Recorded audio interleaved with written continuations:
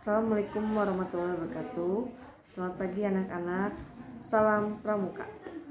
Ya, di sini kakak mau memperkenalkan, nama kakak adalah Ida Fitriani. Di sini kakak sebagai pembina Pramuka. Ya, materi kita tentang tanda pengenalan Pramuka. Tanda pengenalan Pramuka itu adalah baju. Jelas, baju mencerminkan tanda kita sesuatu anggota organisasi. Nah, di sini kenapa baju pramuka itu berwarna coklat? Ya, nah nanti akan diterangkan oleh Kak Andi ya. Kalian perhatikan pemaparan dari Kak Andi. Terima kasih. Assalamualaikum warahmatullahi wabarakatuh. Kembali lagi bersama kakak di sini ya. Kakak di sini akan menjelaskan tentang kostum pramuka. Di sini kakak akan menjelaskan kostum untuk putri, mulai dari atas sampai bawah. Kakak akan menjelaskan, dan ini itu adalah ebony. Disebut ebony itu karena memang putri itu atau perempuan biasa menggunakan ebony. Oke. Dan ini kerudung. Kenapa kerudungnya itu warna coklat? Supaya menyesuaikan dengan baju yang warna coklat muda, dan androknya itu atau celananya itu coklat tua. Oke. Di sini banyak sekali tanda-tanda kecakapan khusus, gudeg, kuacap, kuarda, regu, dan tanda pelantikannya. Oke. Di sini itu ini adalah boy scout. Boy scout itu perempuan atau putra atau putri atau laki-laki itu kadang-kadang bukan kadang-kadang deh, emang beda ya. Beda kalau misalnya putri itu bulat, kalau putra itu kotak, dan penyimpanan juga beda kan, bisa dilihat tuh. Untuk putra itu penyimpanannya di saku, dan boy scoutnya di atas saku. Ini tuh namanya kitrik, sama di sini kitrik. Kalau perempuan itu atau putri itu biasa boy scoutnya di kanan, kitriknya di kiri.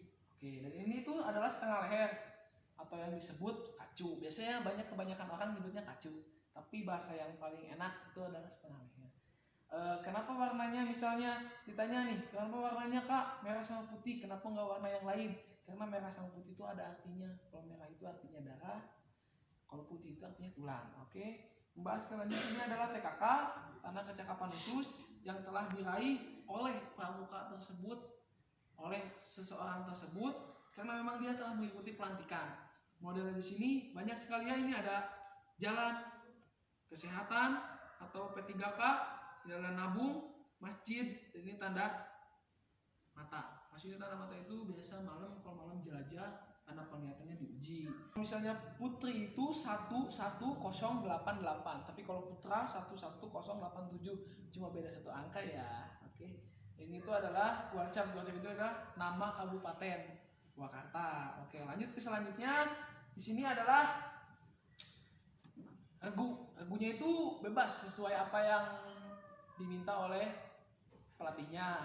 Pelatihnya misalnya regunya mau regu melati atau regu singa bisa. Dan ini adalah tanda cakapan dia udah pelantikan ya, maksudnya dikasih.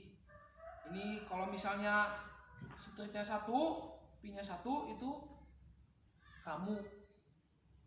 Stripnya 2 rakit.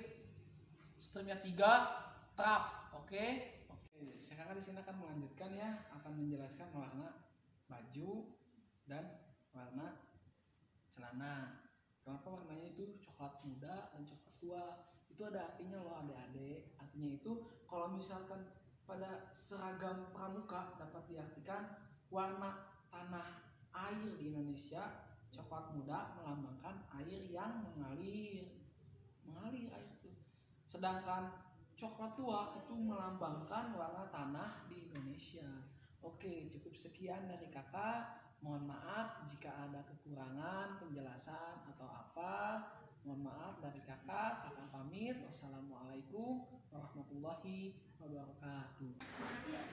Nah, setelah mendengar penjelasan dari Kak Andi, sehingga kalian tahu ya tentang tanda pengenalan pramuka itu, dan juga atribut yang harus dipergunakan nanti di sekolah itu seperti apa.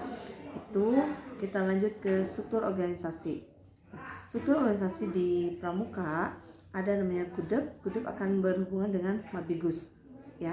Kalau ranting akan melaporkan ke KA Kuaram, ada Mabiran dan juga Musran. Kalau cabang ada KA Cab, ada Mabicab dan ada Muscab. Kalau daerah ada KA Kuarda, ada Mabida dan ada Musda. Itu untuk di kategori organisasi sekolah. Nanti kalian akan lihat tayangan berikut ini.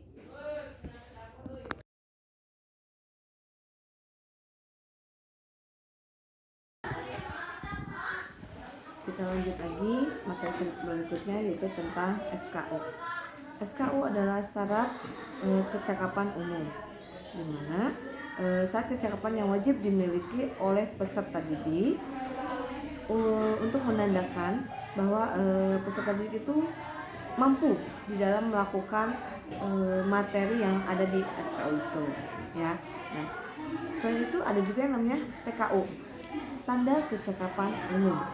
Nah, setelah diperoleh, lulus melewati ujian-ujian dan disematkan melalui upacara pelantikan. Itu, nah, di dalam SKU dan TKU itu ada namanya SKK dan TKK.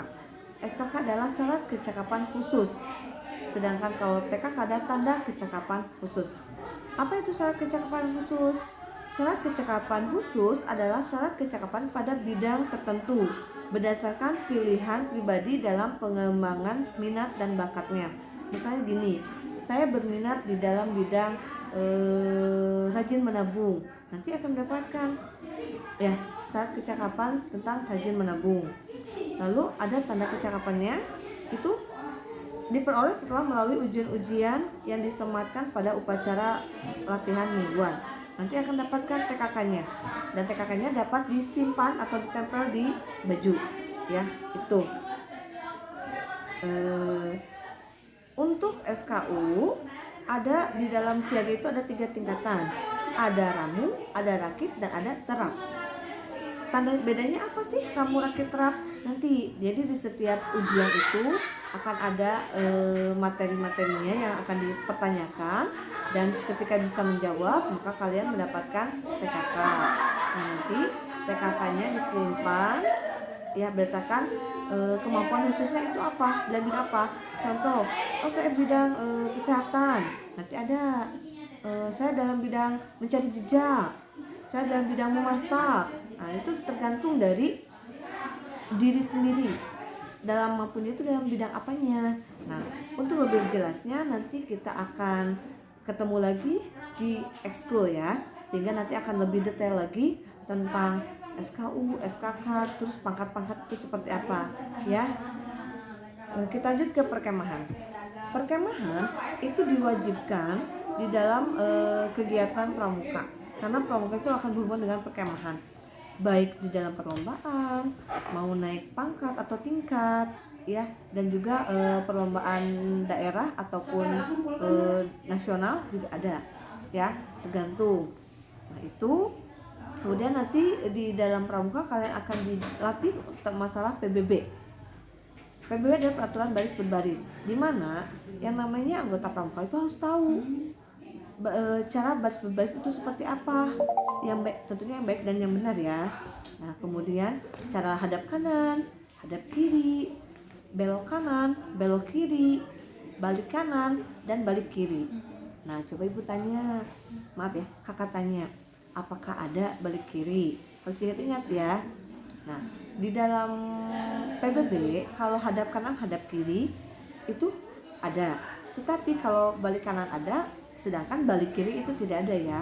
Jadi cukup satu, karena apa? Ketika mau balik kanan ataupun balik kiri, patokan akhirnya itu akan sama. Jadi cukup satu saja, balik kanan. Ingat, tidak ada balik kiri. Nah, nanti akan dipraktekkan ketika kalian ekskul pramuka, sehingga kalian akan lebih jelas lagi tentang masalah PBB ya. Cara hormat ketika baris seperti apa, cara hormat ketika sedang membawa tongkat harus seperti apa ya. Itu saja yang dapat ibu sampaikan. Untuk lebih lanjutnya nanti kita ketemu lagi di ekskul pramuka. Wabillahi taufiq wal hidayah. Wassalamualaikum warahmatullahi wabarakatuh. Salam pramuka.